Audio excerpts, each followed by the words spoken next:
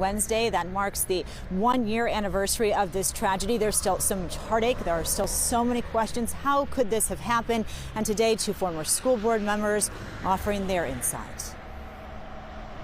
The only way to find out that a policy is not working is when it's broken, like this. Wednesday will mark 1 year since the tragedy at Oxford High School, the senseless shooting deaths of 4 students with promising futures at the hands of another student who showed so many signs of distress. It's been a year that's seen plenty of questions about how this could happen, criticism directed at school officials and the school board, and now 2 former leaders there are speaking out. We've been lied to. That information was withheld from us for sometimes months. Former board president Tom Donnelly blaming forces outside the district and declining to say if they were attorneys for the insurance company for misleading the board about implementing a third-party review in the wake of the shooting and putting up roadblocks. I want to be clear, the board is made up of good people who wanted to do the right thing, but they were convinced by voices outside of our district that they needed to wait and that coming forward would only bankrupt the district and potentially tear this community apart.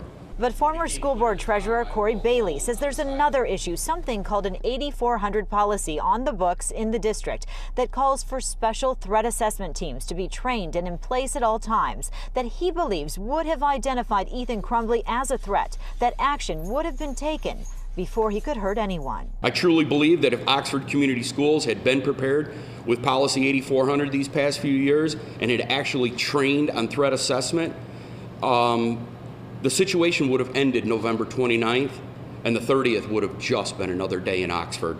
In all the meetings I went to about security and safety, I never got one on this threat assessment document. Not once.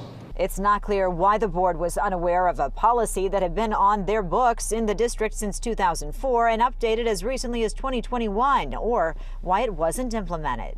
Someone may have had some training about it, but we never created a team. We never had the team activated. We never practiced the team. When I looked through this document and sat there and read it, Tom and I went through it. Both of us were in tears saying, if we would have done this, we could have prevented this. Now the former school board members are calling on every district to implement the Secret Service Homeland Security Threat Assessment and asking the state to make it mandatory.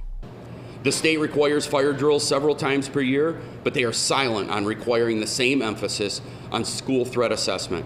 Think of how many other children could be saved if other schools learned from our failures and took action within their own buildings.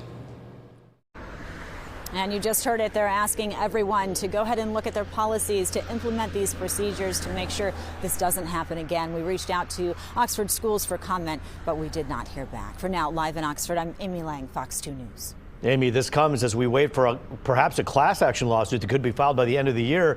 And it's not money these families want. They want leaders' feet held to the fire, and they want change, much like these former board members. Well, I think what everyone wants to see is that this never happens again. It happens so often, so frequently. What's being done? That's the big question. And let's make sure these things are done in a preventative way, implemented before it comes to this. A tough week out there in northern Oakland County at Oxford. Amy Lang for us live. Thank you. Also tonight, we are hearing from the parents of 2 of the Oxford students killed in the shooting. Here's their response to the allegations laid out by those former school board members. Yeah, I'm not surprised. It's more of the same. They dropped the ball, they dropped the ball, they dropped the ball, they covered it up. There wasn't a team together to be able to make a decision on that kid when he went into the counseling office that day. There was one person that made a decision.